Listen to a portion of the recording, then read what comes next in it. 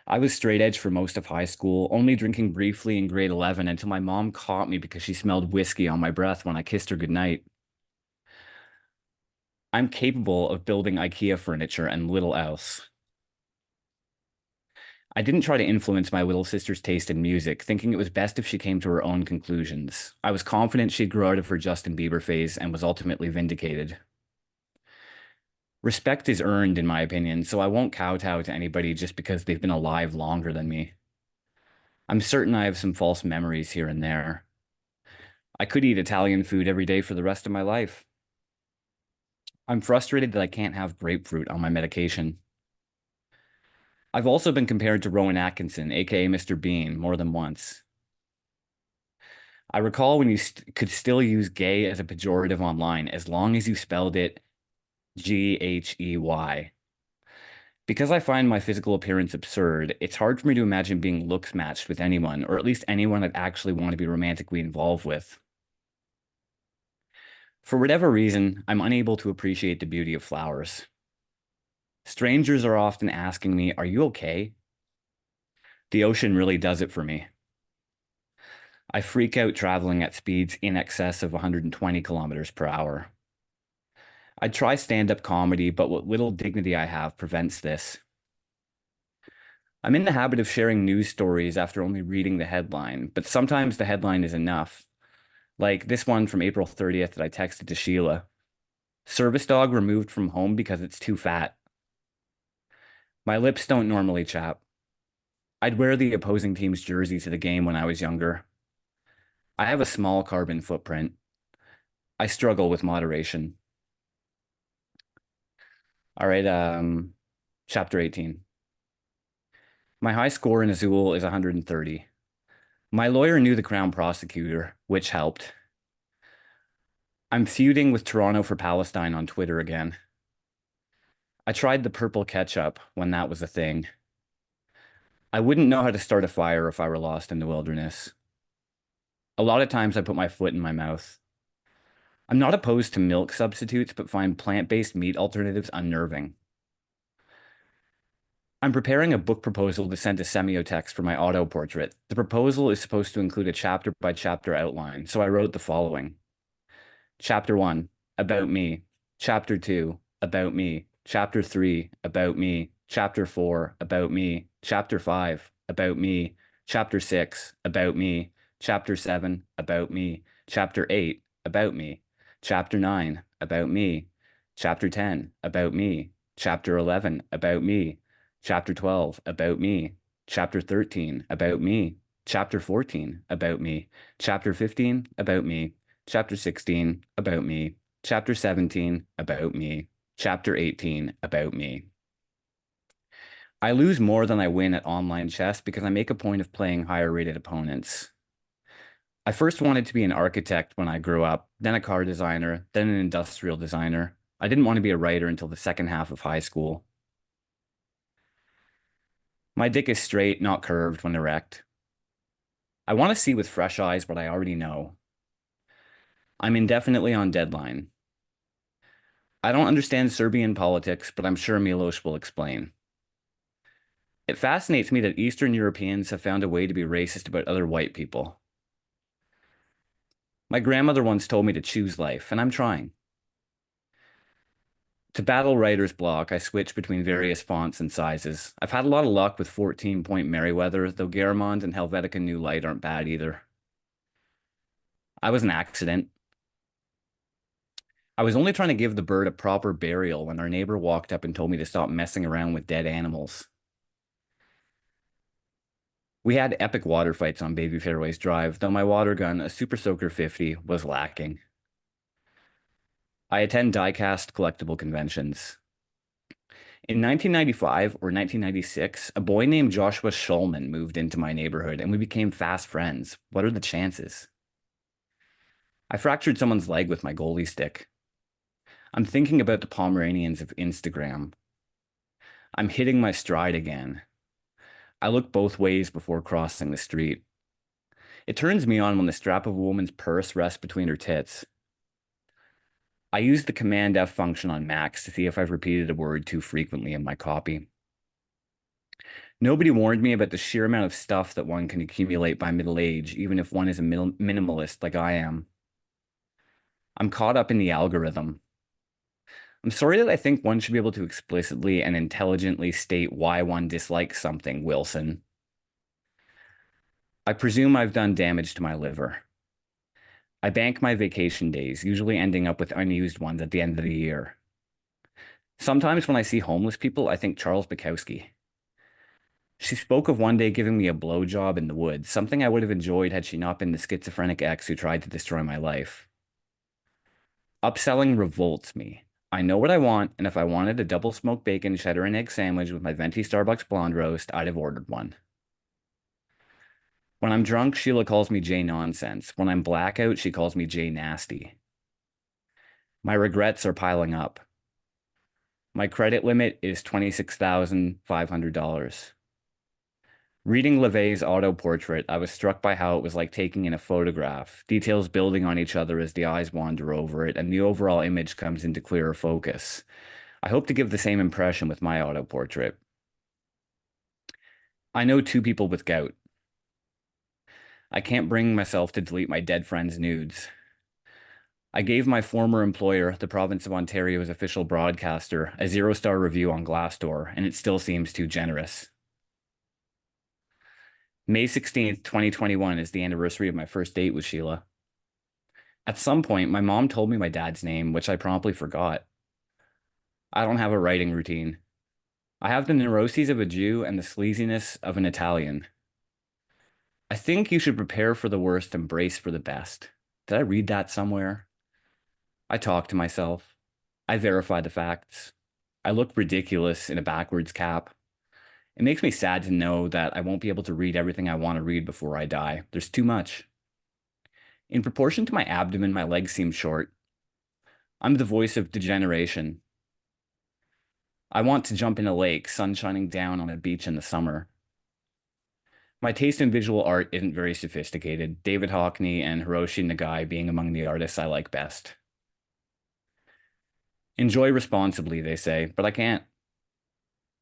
Over the years, I've come to learn the value of buying more expensive items of clothing, such as my Blundstones, because while upfront cost is high, you'll get way more wear out of them. Learning this, I've become acutely aware of how the poor effectively pay an extra tax on everything because they have to constantly replace cheap goods. The one time I bought an external hard drive as backup, it failed, and I lost thousands of songs I'd saved for DJing, so I don't bother backing anything up in that way anymore. If the novelty wears off, I'm not sure where I stand. I have no first-hand experience of anti-Italian racism, but I did get a freelance magazine gig once for having a Jewish last name. I like how Kerouac put it, for the earth's an intrinsic grave, just dig a hole and see. I still need to enroll in the workplace RRSP program. And that's it. Josh, you have, I suppose, said a lot of fucked up things during your various auto portrait readings, revealed some things about yourself that might give someone pause, but you've never said anything as sick as the fact that you wear your shoes in the house. In your house. Josh, look at me. Look at the way that this is how I dress all the time, right? And I don't wear my fucking shoes in the house. I'm not wearing shoes right now. Don't you feel like profound discomfort all the time? Don't you just like It's freedom of movement. I can just step outside at any time. Is that a real Or flee. concern? Or Is flee. your life Someone like that me. tenuous that you might need to take flight at any Yeah, minute? someone like me needs to be ready to fucking tear out of the apartment anytime. Okay. Anyway, Josh, I do want to actually talk about what you wrote because one thing that I find cool about this, the portrait project more generally, but about this section more specifically, is the way that it's evolving stylistically. Like it's becoming more experimental. One thing I find, like each time you read these, you've incorporated a new technique or a new like wrinkle, right? This time what really jumped out at me are the like metafictional or like extra fictional elements, like the willingness to like just drop the like pop, pop, pop, pop of the tennis racket from another book in there. Almost like as just as a fuck you to the reader, right? Just to make them like experience, but also like to capture the experience of being you, right? Finding new ways to capture the quirks of your life and of your thought, your like subtle neuroses, finding ways to replicate them on the page that go beyond simply saying them. And similarly, your decision to like incorporate the headline about the service dog, and there was another one that slipped my mind, but like this willing to like draw from not like from outside not only your life, but from outside like textual sources and incorporate them in. Like, I think that's pretty cool. And once again, it shows the way that this work is evolving as you go. Another thing I really enjoyed, although is the like simultaneously very direct and very like insular and opaque reference to your Twitter feud with Wilson, your fight over Yeah. Alex Kazemi's book. Like, I'm assuming that most of the people here didn't catch that because they didn't see that one particular Twitter exchange. And your willingness to throw that in there with no context is, I think, commendable given what you're doing here, right? Like, so this is like a met like this is like a mind map, right? Like this is an unpacking of your brain.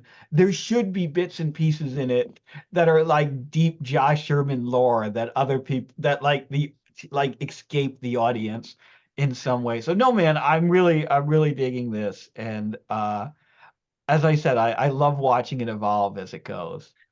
Thanks. Yeah, there's a couple of lines I'm going to move around this and that, so reading it here helps. But yeah, I definitely didn't want to include too much literary stuff, at least early on. I mean, there was some like list of favorite authors, but now I'm like willing to engage more with it. Like it's, I don't know, just for want of new things to do. So yeah, you notice like the techniques and things like that. So yeah, thanks. And yeah, I figured with the Wilson thing, it's kind of like, I mean, I did say that to him, but I also believe that in general. So I'm kind of just like adding the name is kind of like, well, someone will know it was somebody I was arguing with. You know what I Yeah, mean? well, we know Josh, so it doesn't fucking matter, right? Like, of course you're having some feud with. Yeah, right, right. But yeah, thanks for listening, everybody, and thanks for the feedback, Lynn.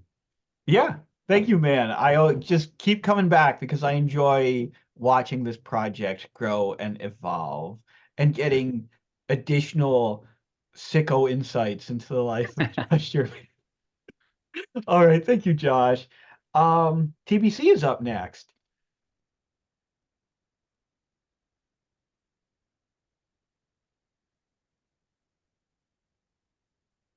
Oh, TBC. I don't hear you. If you're talking, you might be having technical issues. Hello. I can hear you Am I now. on? There you go. Okay, groovy. All right. All right. Thank you. Thank you, Josh, for your reading. My best friend forever. He's on a smoke break at the moment.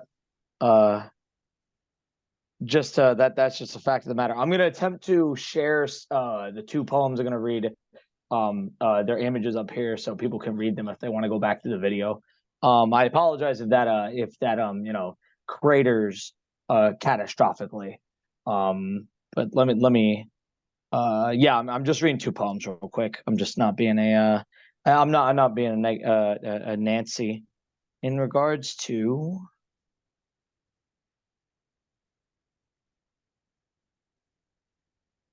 Alrighty. Alrighty. I don't know. Is this visible? Do people see Yes. this? Okay. All right. Cool. Yes, it looks As perfect. long. All right. Perfectamundo. All right. Follow along, boys and girls. God bless everyone at Misery Loves Company. Love you guys and gals and in between things. And this one is called Hundred. And I'm just gonna I'm gonna read it real quick, and then I have another one after this. Alrighty. God bless Jesus Christ. 100 push-ups, 100 lookups, 100s to us, 100 Taurus, 100 porous, 100 took us, 100 two cusp, 100 alders, $100, 100 dollars, 100 mallets, 100 Malthused, 100 masties, 100 mastings, 100 mastics, 100 mookmokes, 100 cometh, 100 goeth, 100 showeth, 100 foldeth, 100 showboats, 100 shokas, 100 shashikos, 100 kokasu, 100 yurt urns, 100 earth urn, 100 birth burn, 100 condors, 100 handrad, 100 dordna, 100 somnolence, 100 dormas, 100 goways, 100 montresors, 100 thrual notes, 100 forkings tuned, 100 GitHub corpse to know, 100 amigatos, 100 paisonatos, 100 sota, no, ISAP, 100 break-in formate satrap, 100 catamite tax, 100 taquias, 100 Ganymedians, 100 panegyric, 100 can spirit, 100 tam peerless, 100 succomi, 100 answerless, 100 answeron, 100 answers oft, 100 hamacons, 100 ham for hoth, 100 raccoon, 100 cuneiform, 100 enucleus, 100 cancune, 100 zer cherish, 100 zer chejno, 100 zer chilate, 100 zergs, 100 zerg savior, 100 attil, 100 amtmanil, 100 abeld, 100th bleda, 100 bladings, 100 bayings, 100 rumens, 100 numens, 100 petals, 100 nuptials, 100 sepals, 100 severance, 100 poloid, 100 them from, 100 downfalls, 100th downpole, 100 deceased dozens, the took of true life, true love. And then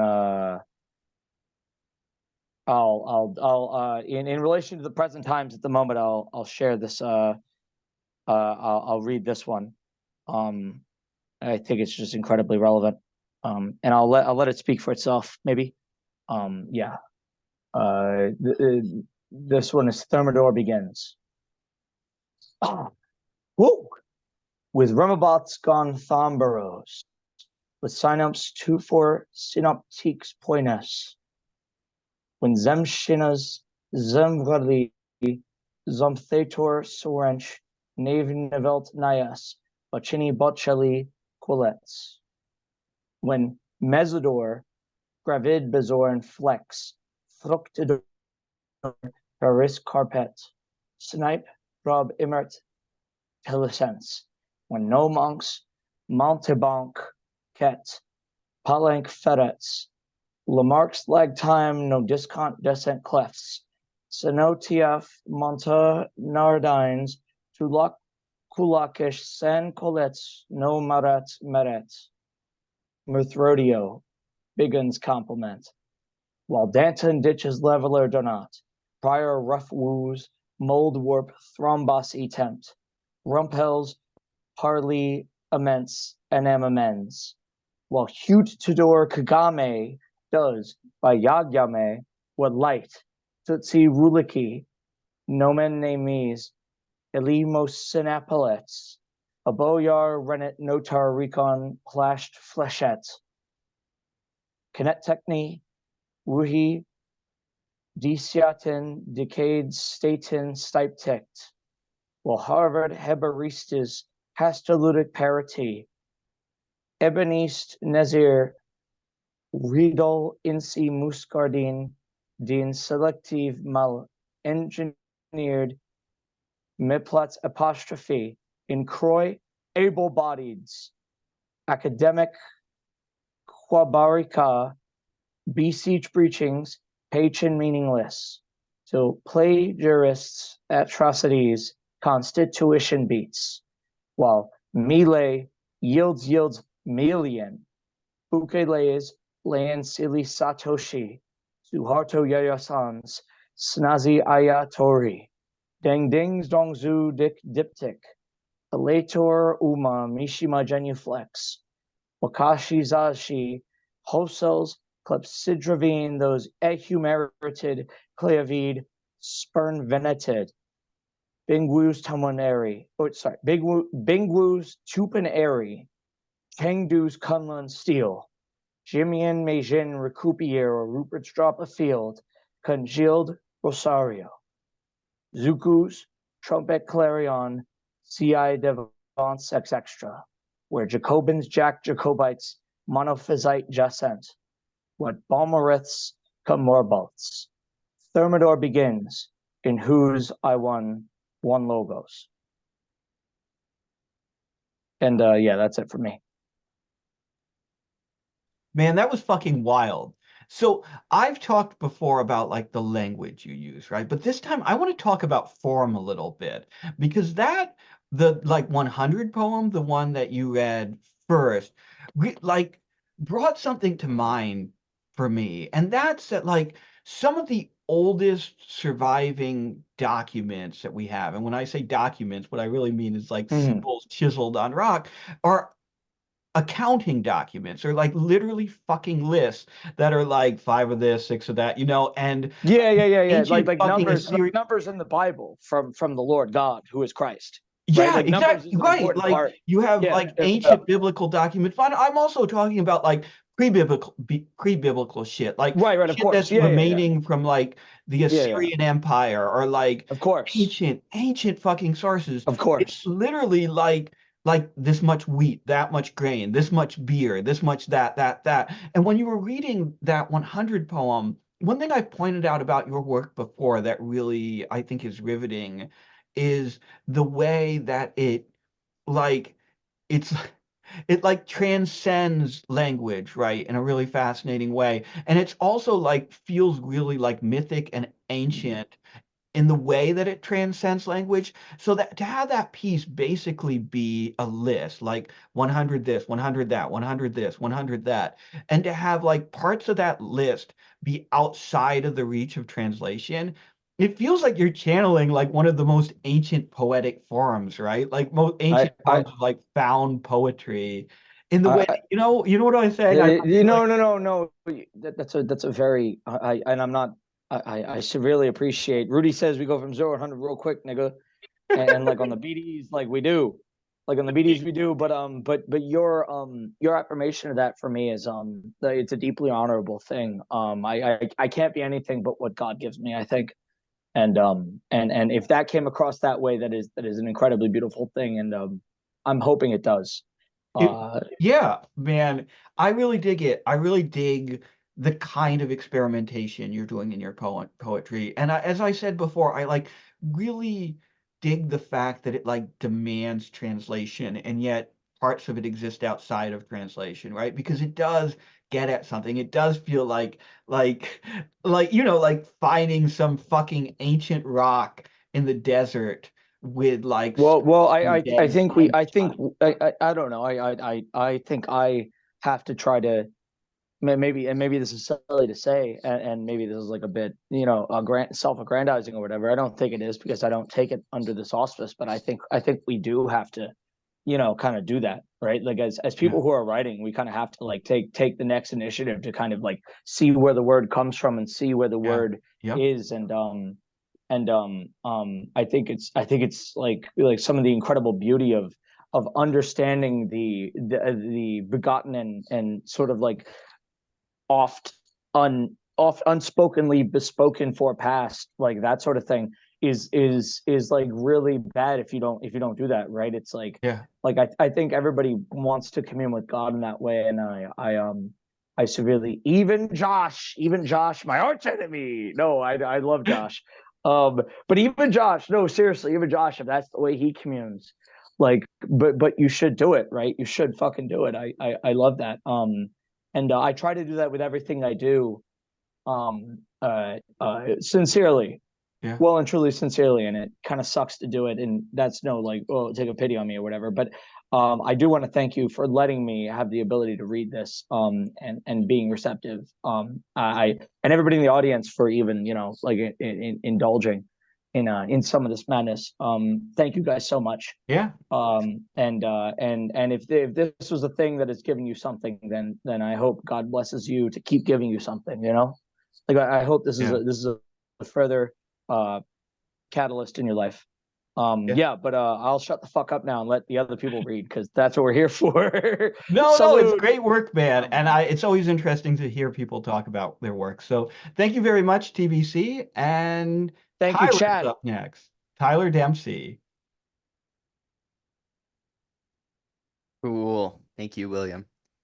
Everybody's stuff has been really great so far. So hopefully I don't derail that.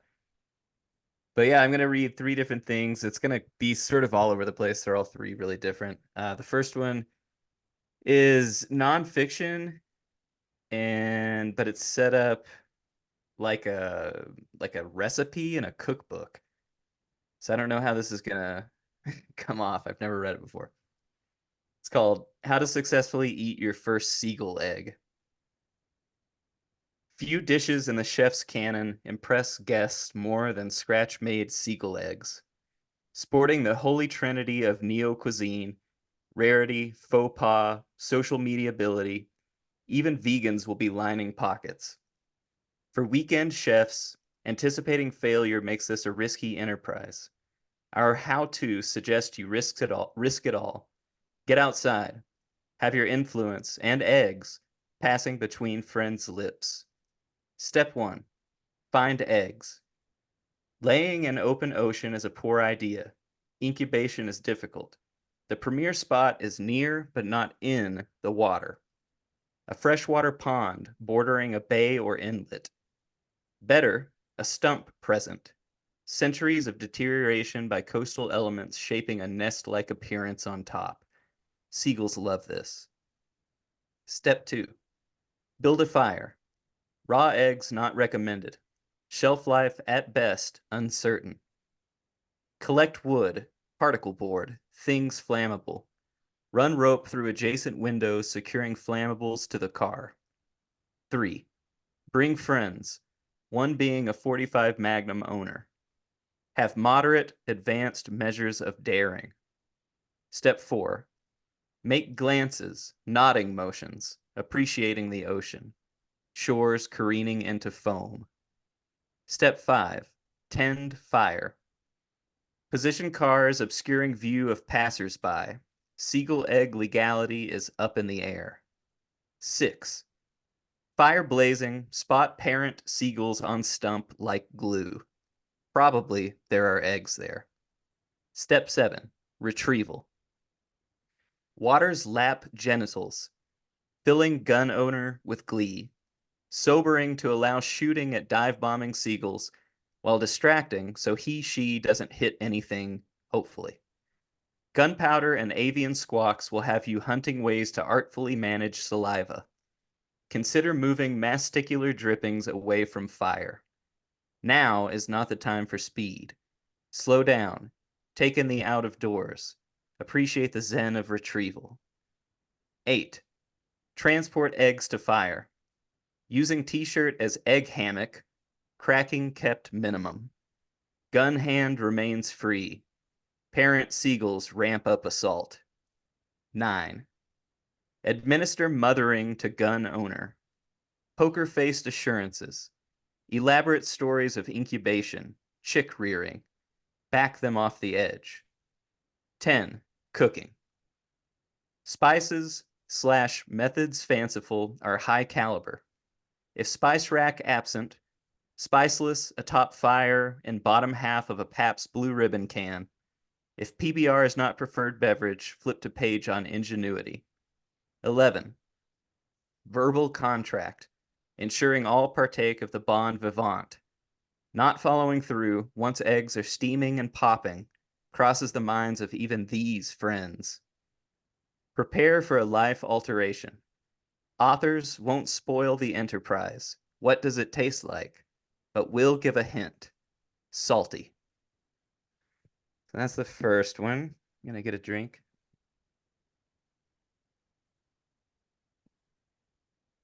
And these next 2 have never been published. I wrote this one this morning. It's a poem called "There's a wolf inside my kitchen." There's a wolf inside my kitchen. Every morning, I open my flesh with a steak knife, then lean a little closer. Coworkers started calling me the radar. An olive rolled from my shirt the other day when I bent to pick up a penny. I blew air through my teeth like "Oh brother," unable to decide which to pick up.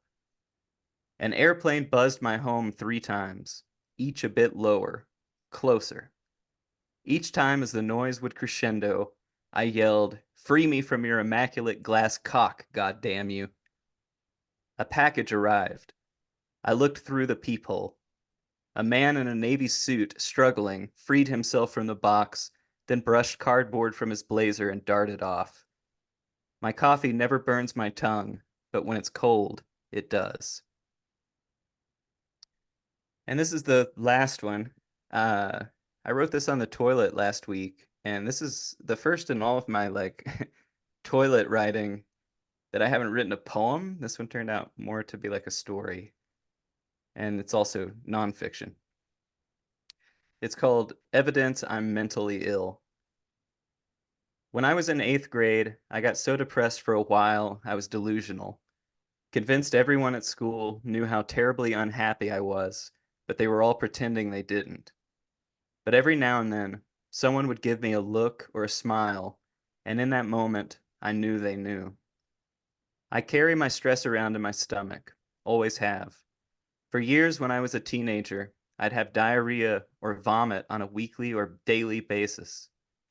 Despite owning no money or insurance, my mom took me to the doctor.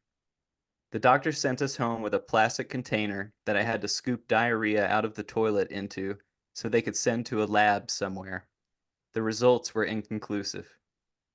I used to fantasize in bed about my stepdad's gun cabinet glowing on the other side of the wall.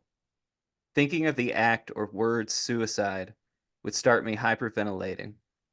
I would desperately try to redirect my mind elsewhere before the thing that had power over me reached a point that was irreversible.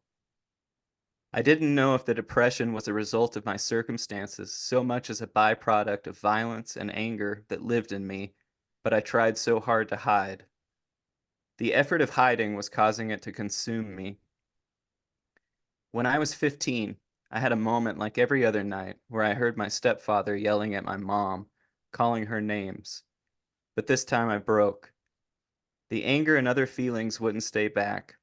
They oozed and my body convulsed, and when it was over, it felt like my brain was emptied of electricity.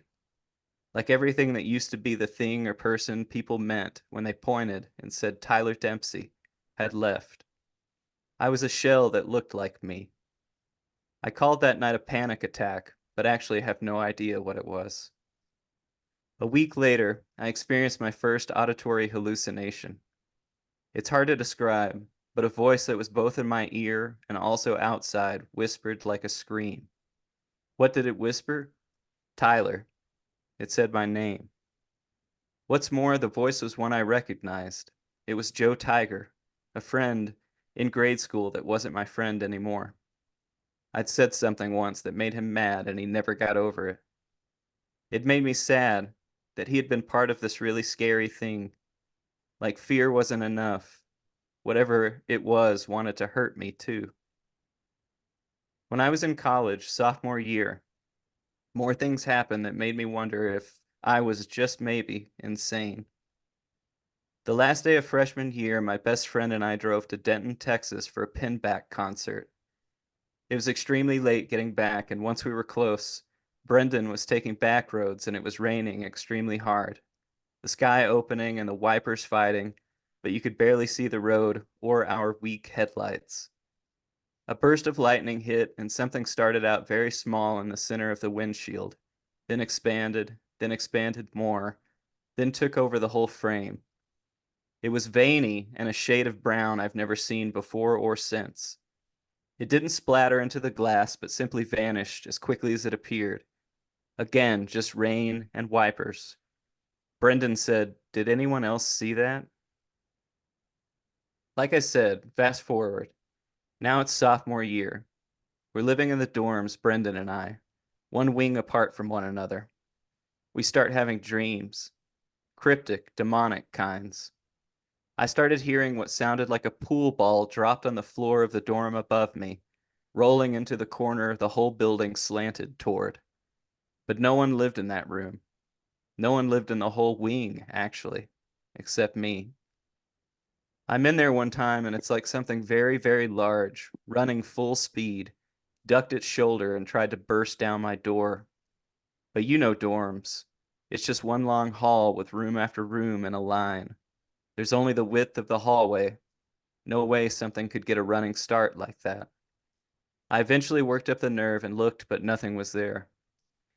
Brendan watched a black thing with long arms walk across his room into his closet. A week later, it visited me. I was in bed with my back against the wall facing a window that faced the streetlight. The light flickered and slowly went out. Then my vision distorted. I felt suddenly, irrationally terrified.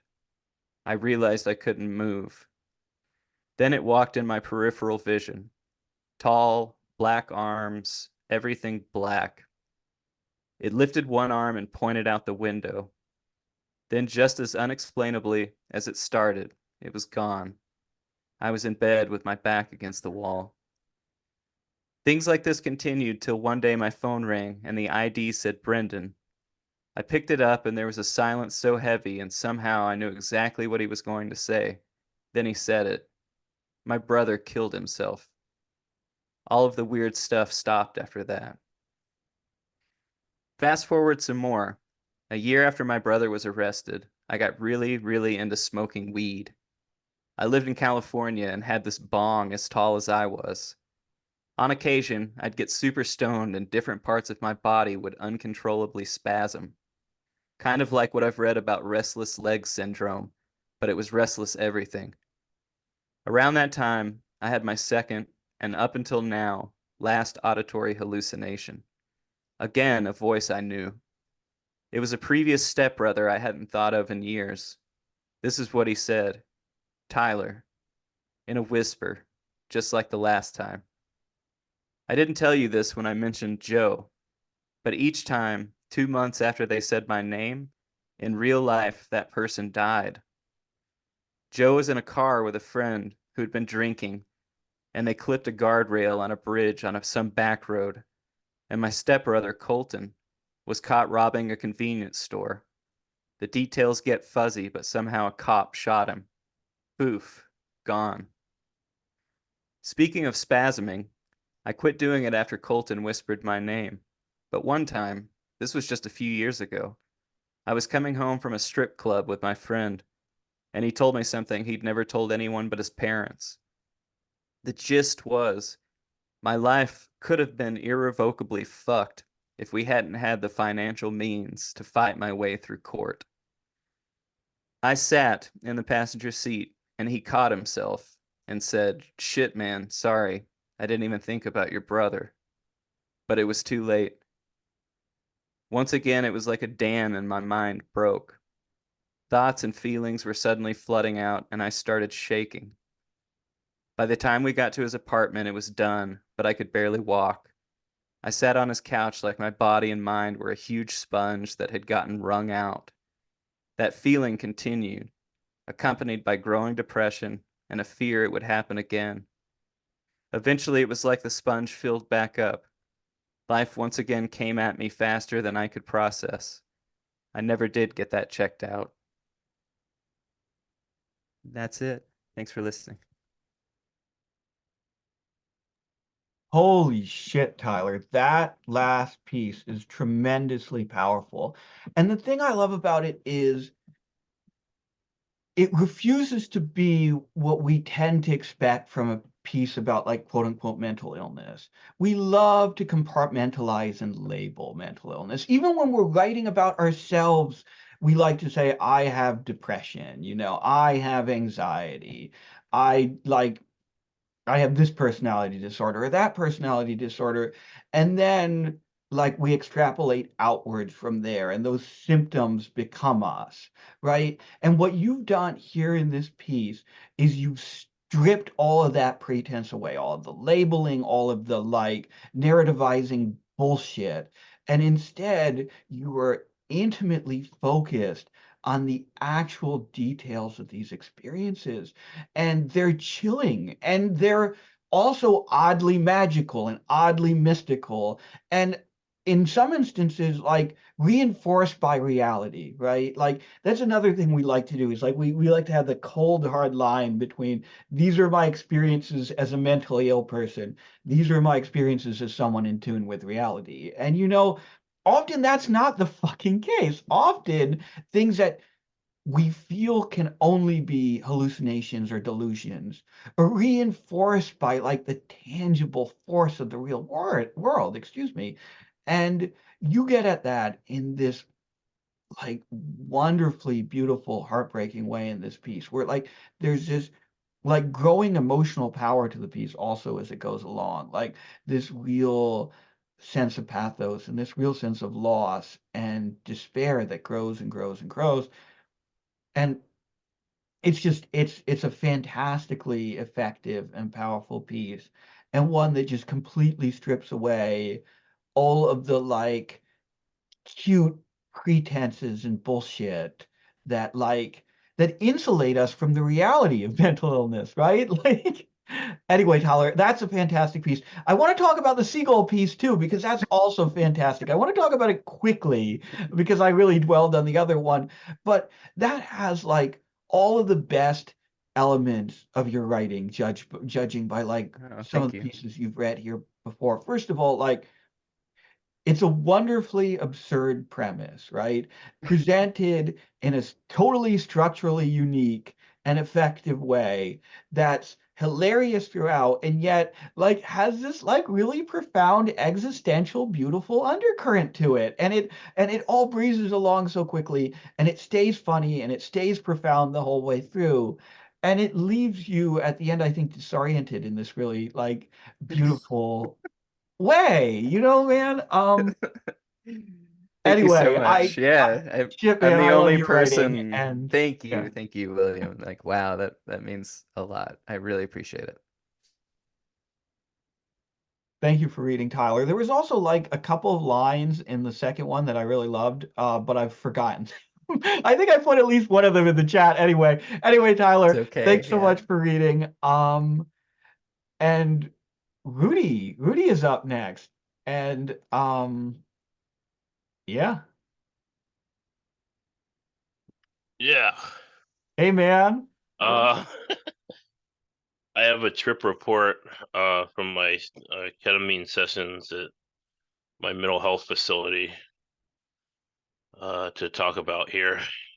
So yeah, I've been on Spravato, they call it, but it's ketamine. I mean, um, yeah, that's what they're doing. They're just letting people sit in the thing and do ketamine, so it's pretty cool. Awesome. Yeah, so here we go. Trip report. When I got home from my second ketamine session Thursday, I tripped over a chair I threw against the wall last week. I fell.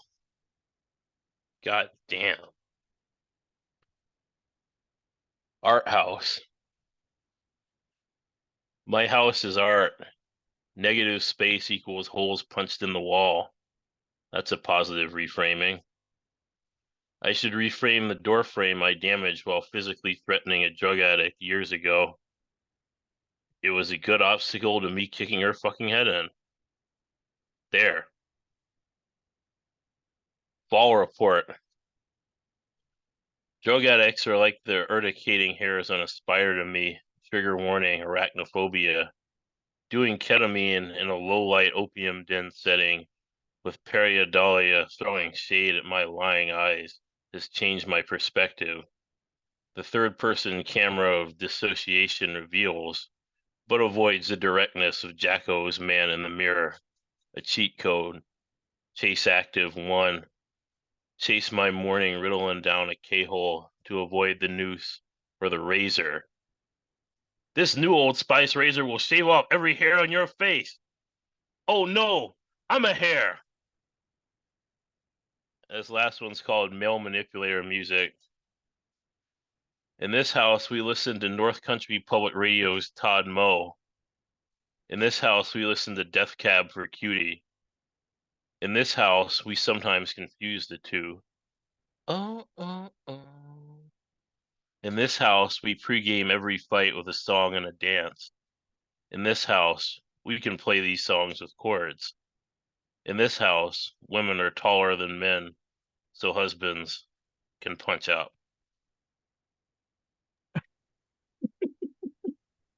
Oh man. I really dig these. I really dig these. I first of all, I dig the way that you subvert the expectations for these kinds of writing, right? Like I love you're like you frame it as I'm going to give you my trip report on my experiences with ketamine, and instead we get a poem about you tripping over a chair. And the same thing with like the reframing your trauma thing in the second poem.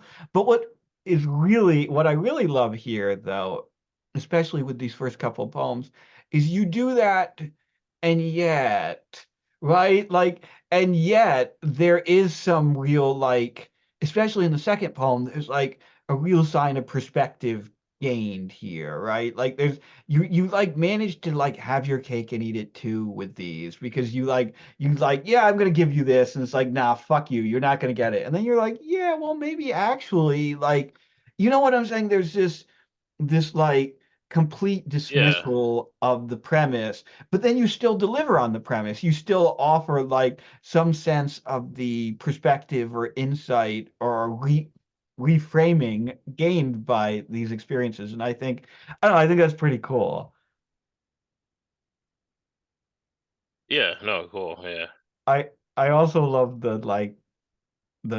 the last one's just exceptionally funny. I I love the final line of the last one as well. The like, and the last one, it's another one where it's like whatever your expectations are for this, I'm going to turn them upside down, and that like Yeah, almost Alice in Wonderland-esque like dedication to like subverting the logic of the piece itself. yeah, so Todd Moe is retiring, I think, this week, the NCPR guy. And he sounds kind of like the Death Cab for Cutie dude or whatever. So I was like, oh, let's write a poem about him. And I hate him, and I want to see him basically assassinated. I hope that he gets assassinated at his retirement ceremony, which is going to be at Paul Smith's. I Careful, probably. man. This is this is coming I probably. rather close to an actionable threat on a public figure. I am not going to assassinate Todd Moe, and I do not. I would not condone any violence against Todd Moe. Okay, But okay. but that said, I was gonna make this a poem about how I wanted to assassinate Todd Moe. So either way, but yeah. Anyway, I don't condone any violence against Todd Moe, and his name isn't. It's Moe. It's not Moe. I know it looks like Moe, but it's not. So, bam. Anyway, thanks. Thank you, man. Thank you. I gotta ask you though. I gotta ask you about the ketamine thing because they're giving you this shit twice a week. Twice a week, yeah. Tuesdays and Thursdays, I go in and you sit in this little room, and there are like 3 or 4 people in there, like they're just tripping and shit. It's pretty wild. Like, Holy it's pretty shit, wild. that's Yeah, amazing. That you could just like get ketamine twice a week and the state pays for it. That's beautiful. it's pretty Um, sick. Yeah, yep. does it like, is it having, I talked to you a little bit after the first one, but like, is it having a tangible effect? Is it like, because I know they've I run you through just about every different antidepressant imaginable and then some shit that they just yeah. made up. So, No, I haven't really seen a super tangible effect. The dissociation is definitely real, though. hmm. I mean, that definitely does happen, and I guess it provides perspective, question mark, if you want to call it that. I mean, Huh. it does. So yeah, I mean, But like there's mood wise, no, is not. mood wise, no. I mean, Damn. the guy, the shrink tried to say like, yeah, you'll get euphoria or whatever. I haven't gotten any euphoria for it. It may just be the dosage. Like I'm at a really low dose probably to start with, but Hmm. yeah. I mean, other than that, like fuck, like I don't know. I don't see a whole lot, but the dissociation is interesting. Well, at In least that, you're yeah, getting a fun trip experience, right? Like, if yeah. I nothing mean, else, fair enough. you Oh get to yeah, fucking just I don't know. But yeah, sure. Yeah. Once all right, again, I man. do not condone any violence against Todd Moe or any Just to other be public. clear, I don't know who Todd Moe is, but I love him. And if something terrible happened to him, I would Todd Moe, really bad for his grieving family. I would cry, honestly. I would honestly, we would hold a special Misery Loves Company in his honor. We'd invite his family. We would have a memorial service here. People would read their poems dedicated to him. That's how much we love him and don't want anything For to this one, we happen wouldn't to read him, this one. especially if his family is litigious. Yeah, the next chapter of Auto Portrait would also be mostly concerning my experiences with him. There we Nice. go. There we Nice. go. Oh, And yeah. we all know that would have to be positive, right? Given the rest of that work. All right. Well, thank you, Rudy. Thank you, Rudy. And JH is up next. Hey guys, I'm reading a kind of a self-contained portion of a longer story that I've given a provisional title called The Neighbor. It was Sunday, and my neighbor Shane was testing a guillotine. I don't know if you could really call him a neighbor. I lived in a dingbat apartment. I'm number 4. My balcony and the taillights of my car happened to point across a driveway in the cinder block wall that separated numbers 2, 3, and me from Shane's backyard. I thought of myself facetiously as the neighbor of everyone I saw regularly, all the dog walkers and gardeners and cashiers at the Stater Brothers grocery. Their business, as they went about it, was my interest and therefore my business. Oh, that Saturday, I had been observing him constructing with a DeWalt liquid leveler, a DeWalt hand drill, a DeWalt power saw, a DeWalt hammer, a DeWalt utility vest, which had more Velcro flat pockets than I could imagine a complete use for, and other things in that maybe trademarked DeWalt yellow. All of this from a 3-tiered toolbox on casters, which was Milwaukee. I put the sole of my foot against the railing. I canted my chair back into the angle of shadow cast by the balcony's stucco overhang. I thought of Raymond Chandler's Los Angeles descriptions and Jack Nicholson in Chinatown. I thought, if only I had all the assets of Jack Nicholson and Elliot Gould. I molded the muscles of my face and imagined what I molded, knowing the image wasn't what I would see if I turned my face to the sliding glass door and studied my reflection against my dark living room. I went back to watching. I could have asked, of course. We were acquainted. I just couldn't deprive myself of guessing at it, of all of it, by questioning across the gap of my understanding. I thought, swing. Though Shane didn't have any kids I was aware of, I thought workout equipment. Shane was a sort of pudgier, balder, Sean Astin type. The frame was too tall for a pull-up bar. I thought facetiously, Shane's going to hang himself in full Western style. This is Shane's backyard. On one half, a gleaming barbecue set into a cookout kenner and a wet bar, a brick fire pit with 4 Adirondack chairs at the cardinal points, a freestanding isosceles wood stack, and a concrete porch leading up to a swimming pool and jacuzzi. And on the other, a rectangle of lawn, and then a kumquat tree, a grapefruit tree, a lemon tree, and then a guillotine in a dirt patch where another producing tree could have been. Once a week, a Hispanic gardening team with big hats came and loudly blew things around and mowed and hosed off the concrete and took some fruit from the trees.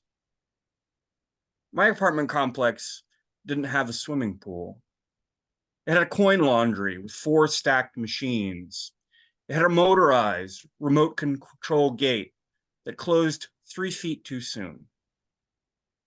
Sunday morning, he brought out the 2 headpieces and the blade.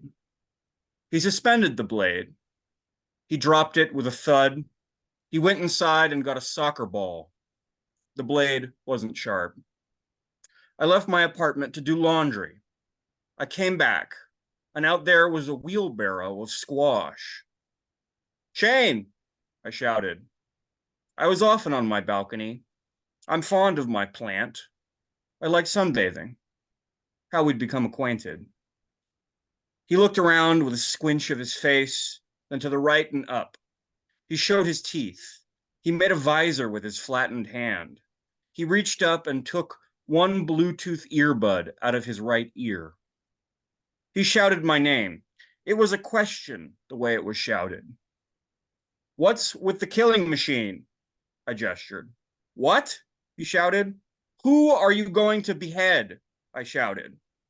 He cupped a hand around his mouth. He projected like a man accustomed to it. I'm building it for the Renaissance Pleasure Fair. That's coming up. You've ever been? No, I shouted.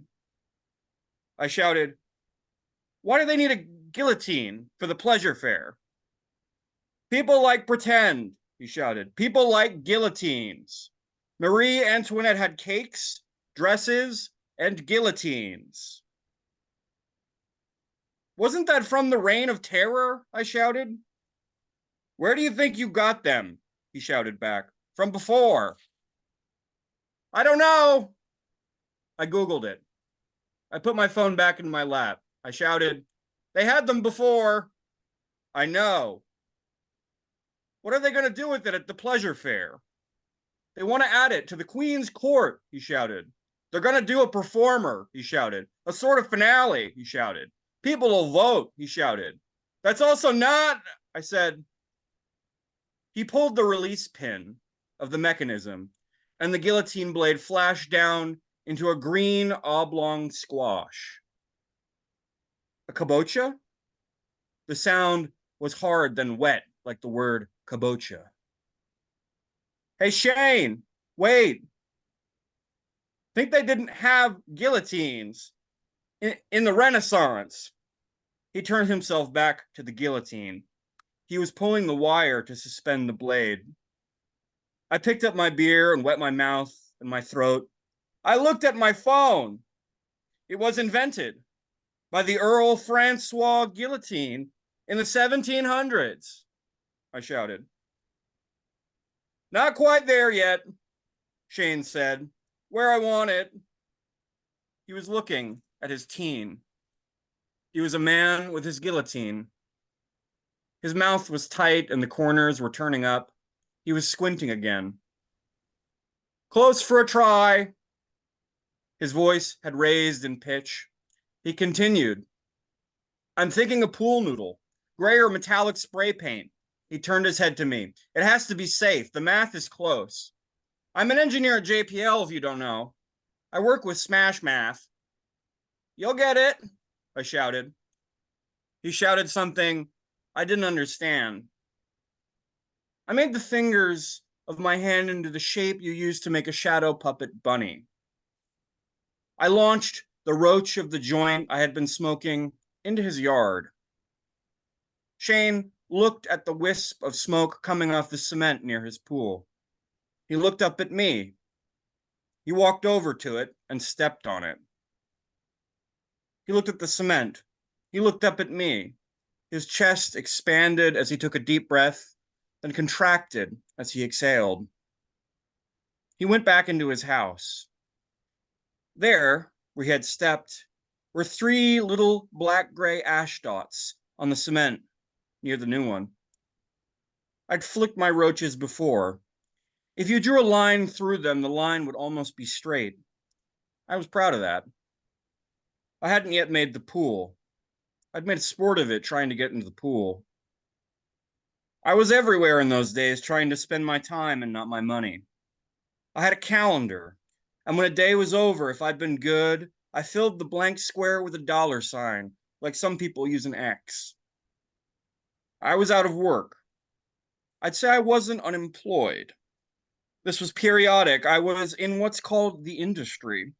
I worked as a prop master. I kept track of particular photogenic objects and made sure they were maintained, accessible, and correct until they were done being filmed. I'm able to tell you how any object will photograph.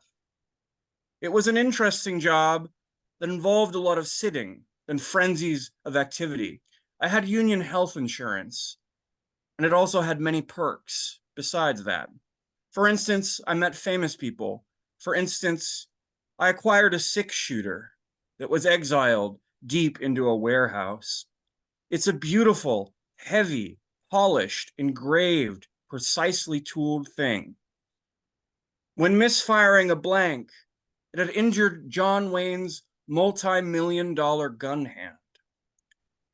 There was ever after a burn spot that had to be covered with makeup. That's the story. That was that. I found myself imagining Shane's front yard. He'd park his car in the driveway. It'd be something sensible and not a beater like mine. I'd never seen it. He'd have a bird feeder. He'd have a bed with plants, maybe chosen specifically for their nativity or their support of the pollinator bees. I was on the fence about his having a sign indicating support for a political candidate or urging no against the ballot prop. I thought of decoration. He wouldn't have a flamingo, but if he had a flamingo, I could forgive him. I put all 4 of the legs of my chair to the floor. I leaned forward and put my elbows on my knees. I'd put my jaw into my palms. I felt the gristle on my chin, the gritty texture of my flesh, and thought sunscreen, thought moisturizer. I turned my attention back out. It was a nice day. There were big vanilla ice cream scoop clouds plopped into the blue. I could see them melting away around the edges, hazing the blue. I heard a sound. I saw a medieval warrior coming down the drive of my apartment. He was in a long shirt of chainmail and a shining, phallic-looking helmet.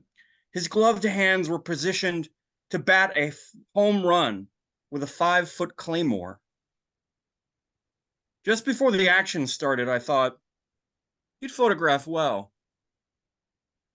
I lifted my phone. The video I took was how I made my modest fortune. I posted it to the internet. I received calls from morning shows and flew out to appear on them. I sued Shane. I sued the apartment complex. On the advice of my attorney, I sued the renter's insurance company and my and Shane's autos insurance. I recited the famous lines I spoke to him. The lines were remixed into a song. I collect royalties on the song. I was interviewed on a famous podcast. Shane and I appeared on a court show litigating a false sequel. We're good friends now. Money is as good a social lubricant as cold beer. I appeared in commercials, one of which aired during the Super Bowl. I sold t-shirts, buttons, pins, and videos of me, usually saying the famous line to one person in particular on their birthday. Shane, that bastard, auctioned off his medieval outfit for charity. I had to do the same for the car. I wrote it off on my taxes. It went on like that for a couple of years, and I knew exactly what to do with it. That's why out of all the faces in the Ralph's produce section, you recognized mine. You stared. People are always looking at me, trying to figure out if they know me. And if so, if it's good, they do.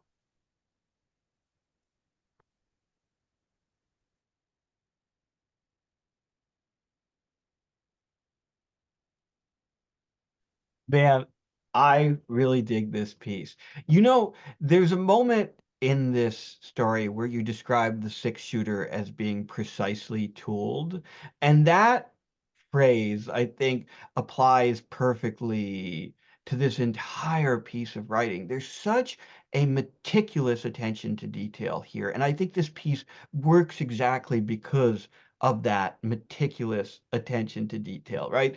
Like, you're willing to go deep into the mundane moments of day-to-day life here. And there are all these like bits and pieces of like absurdity sprinkled in, right? The guillotine, the suit of armor, the elaborate legal settlement, and all of this stuff that add this kind of like gentle strain of absurd humor throughout the piece.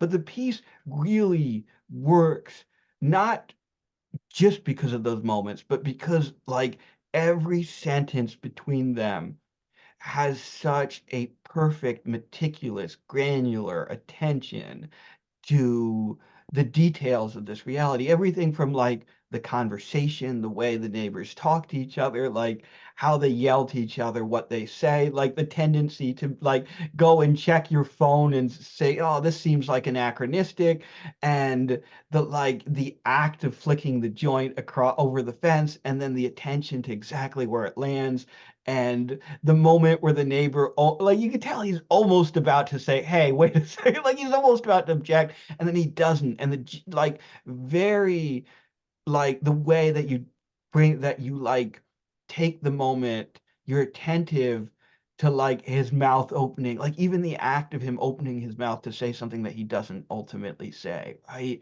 All of these little fine details that fill out this life and just like make this piece cohesive, like pull it together, hold it together, and ultimately like hold our attention, like provide the provide the buy-in that we need, the fascination we need to keep going and to keep listening. And it's a really good piece, and it's a, as I said, it's a very like gently funny and enjoyable piece as well. One other thing, I love the way that you like describe the sound of the guillotine, like eviscerating the squash as being like the same mix of like hardness and softness of the syllables of the name of the fruit. Like that's a really great touch, and there are a lot of really meticulously rendered touches throughout this piece that I really enjoyed. So yeah, man, it's really good. Thank you. Thank you for reading. Um, And I also hope I hope I didn't interrupt you. There was like like there was a pause there, so I assumed you were done, and I'm sorry if I stepped on the rest of your piece. Um, yeah. Um, and yeah, Jan is up next. Jan will probably not be reading. Oh, he's warging. Who's he warging into? Let's see. Surprise. Oh my gosh, it's Keith. Oh shit. All right, here we go. Okay, this piece is titled Man in the Mirror.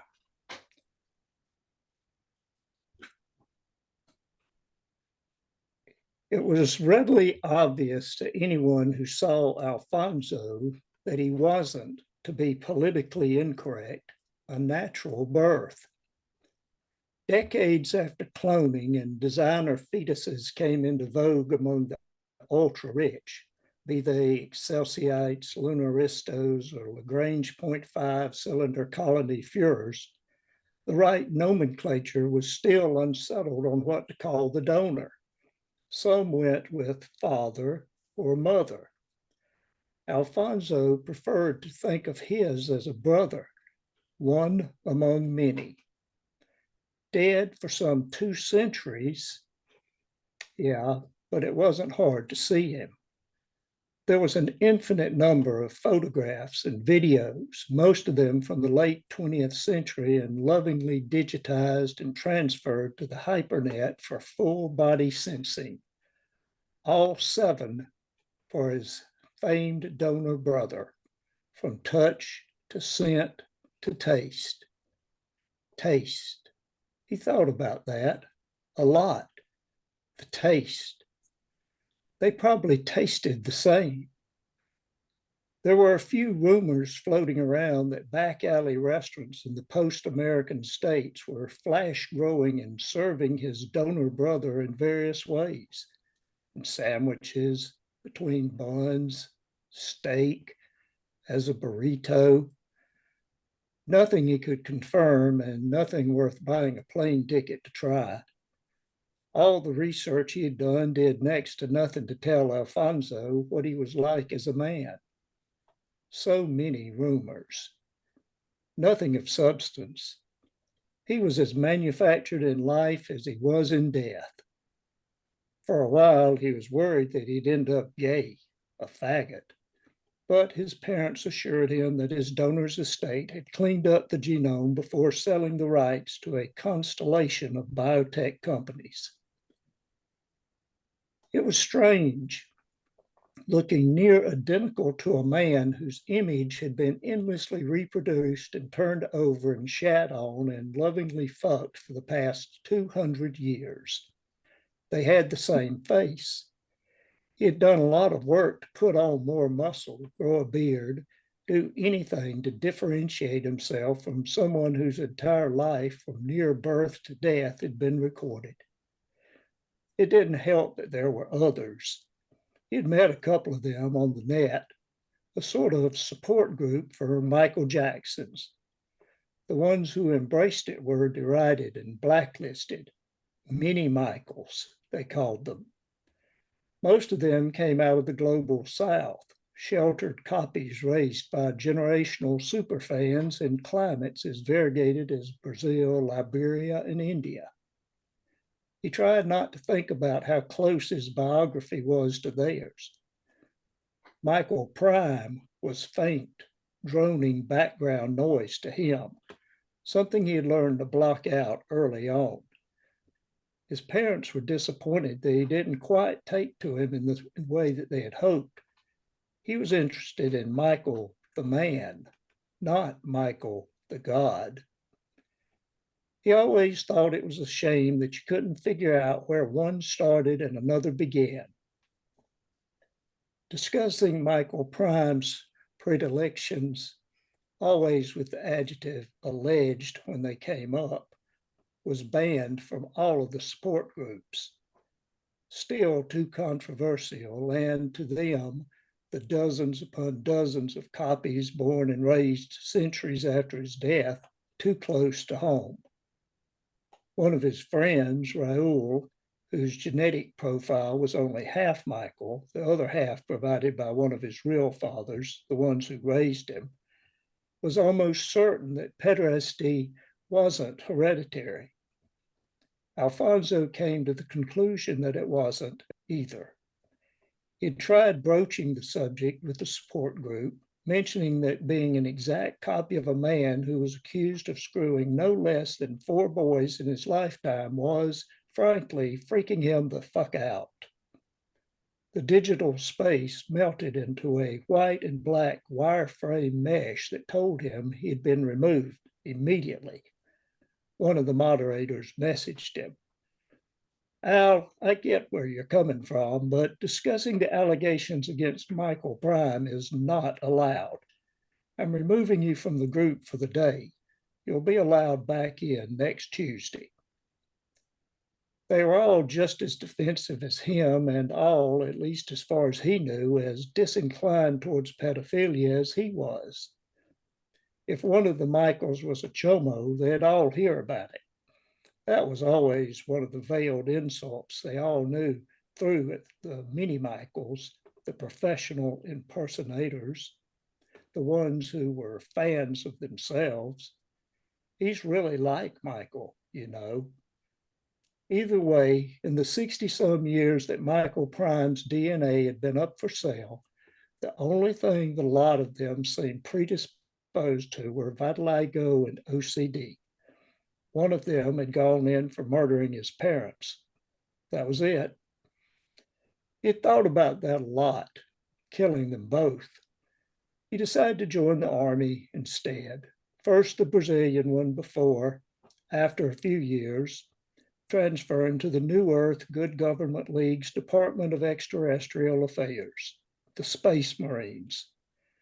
His first postings was to one of the colonies in the TRAPPIST system, sleepy little backwaters on the edge of settled space, rocky, metal poor, the interstellar equivalents of Australia. The rocket he was shipping out in would burn its way up to 76% of the speed of light, screaming silently out of the solar system and into the Oort cloud, and past that, deep space. Halfway there, it'd flip around and reverse burn the rest of the way. An entire platoon would, 50 years later, wake up in orbit around TRAPPIST-1, tearing their way out of the cryo rooms they'd been sealed in. He signed a waiver. By the time he'd get there, his entire family would be dead. Sublight patricide. He thanked God for that. Amniotic fluid pouring out of the bags and into the drains on the floor. You can only imagine how bone-deep infuriating it was when the colonist on TRAPPIST-1 knew exactly who he was.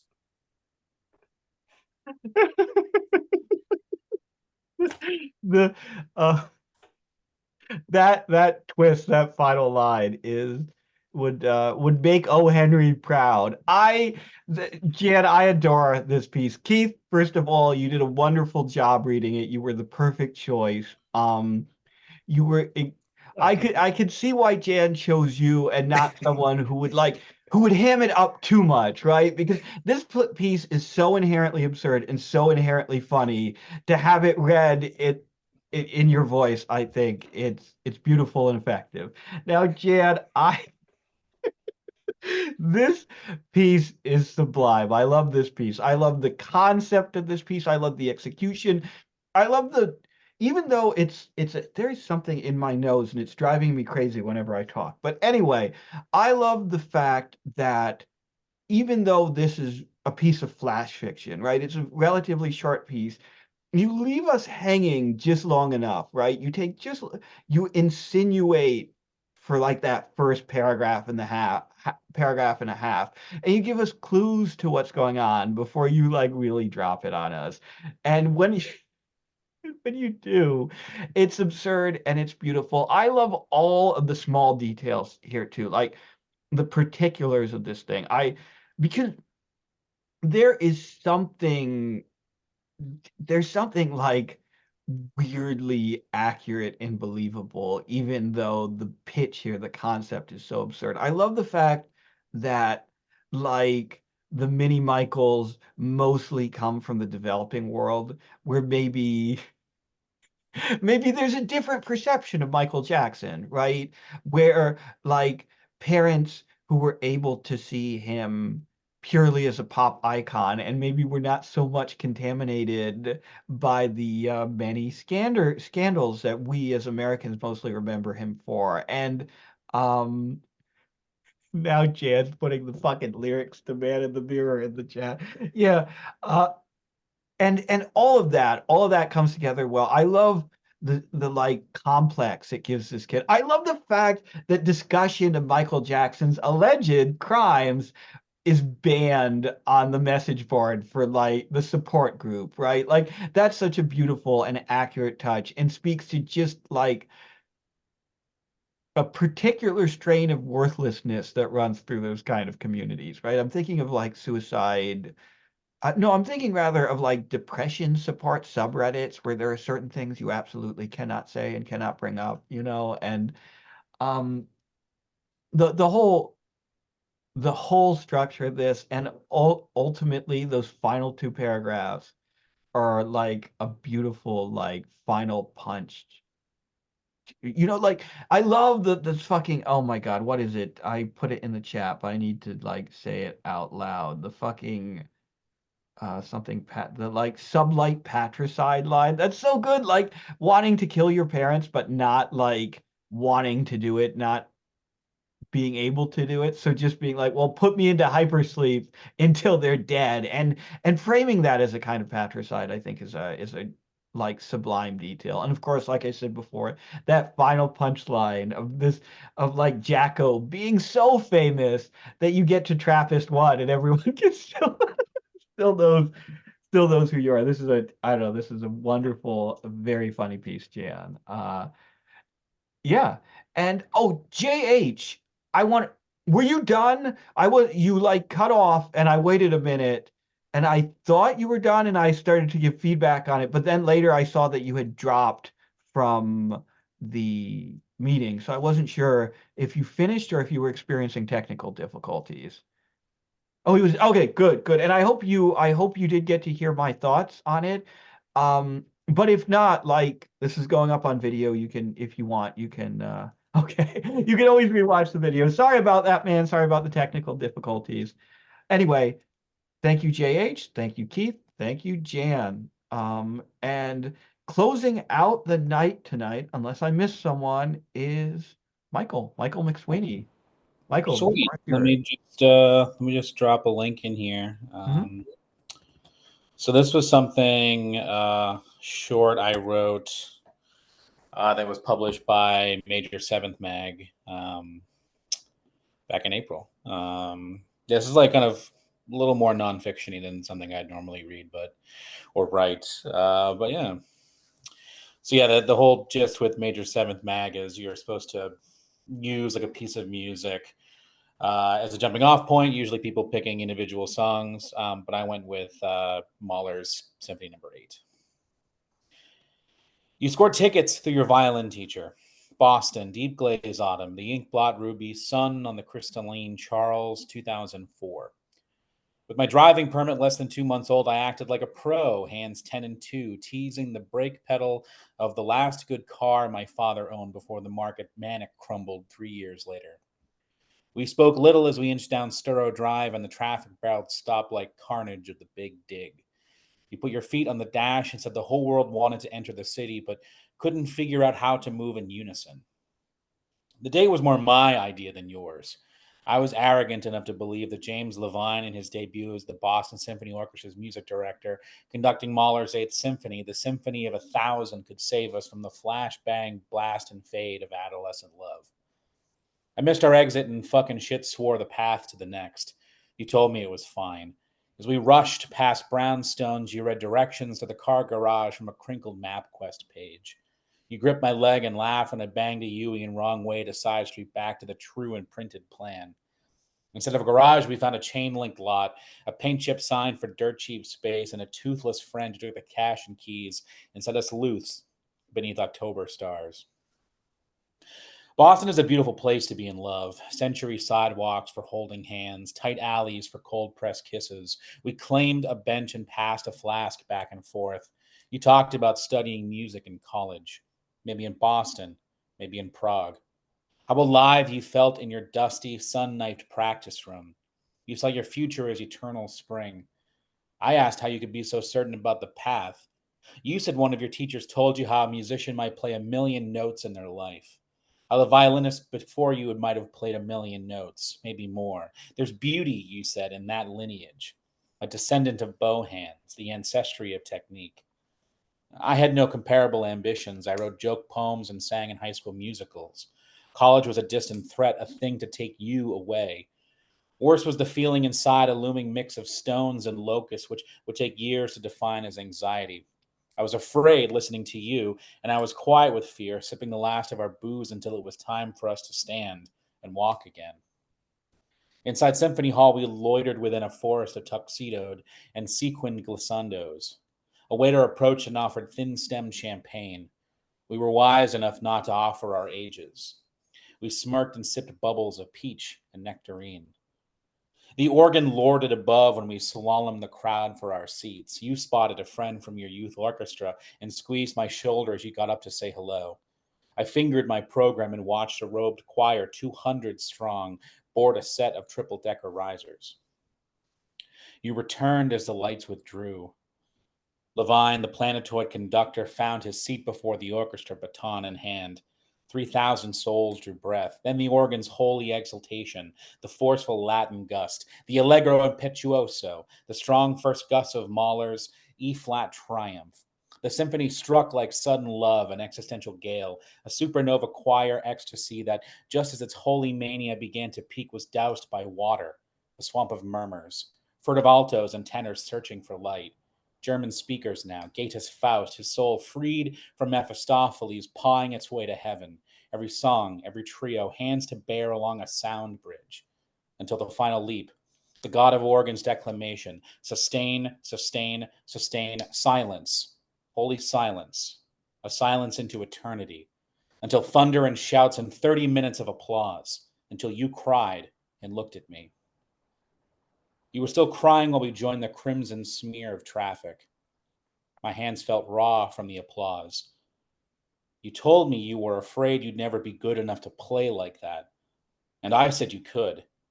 And you said you wouldn't let anyone stop you from creating something that beautiful. And I asked if that also meant me. And you said yes. And you said I should aspire to something just as great. And I said nothing.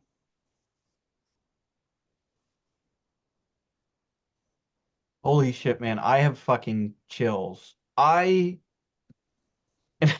I think that it's appropriate that I have chills because this entire piece exists like just under your skin, right? Like this is a piece that is viscerally felt throughout. And that's so appropriate for a piece about the end of adolescence, about like the beginning of adulthood, where life is like so often defined through feeling, right? Like, oh my God, so like you can feel every sentence of this, and it's so appropriate for it to be a piece about a symphony too. Like you can it it's as if that like the like vibrato or whatever, like the like essence, the like vibrating essence of the noise waves, like the sound waves from that symphony, like resound throughout the entirety of this piece because you are so like I love the way you describe like anxiety as a bag of stones and locusts. Like once again, it's that like real visceral feeling,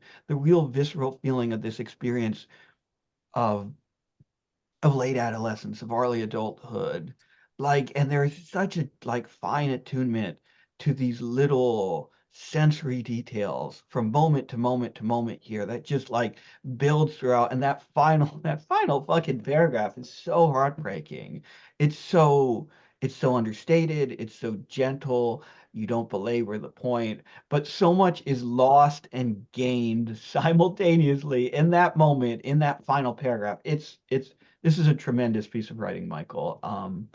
And I'm glad you saved it for like you ended up being last because I would not want to follow. No, thank you. I really appreciate that. I wrote this in kind of like a mania before I boarded a plane for Europe. It came out pretty well. So no, I appreciate the thoughts and letting me read this. Yeah, thank you, man. It was fabulous. It was fantastic. Thank you. And that's it. That's it for the night. I want to, as usual, I'm going to leave the Zoom meeting open if people want to hang out, if they want to talk, of course. Anyway, this has been Misery Loves Company. We do this every Friday night, 8 p.m. Eastern Time, 5 p.m. Pacific. I would like to thank everyone who read tonight. Thank you, Alex. Thank you, Josh. Thank you, TBC. Thank you, Tyler. Thank you, Rudy. Thank you, JH. Thank you, Jan and Keith. And thank you, Michael. And yeah, if you would like to attend one of these readings, we tweet the Twitter link out. We tweet the Zoom link out on Twitter right before we begin around 8 o'clock from our Twitter account at Misery Tourism, all one word. And yeah, that's it, guys. Thanks so much. It's been a good one.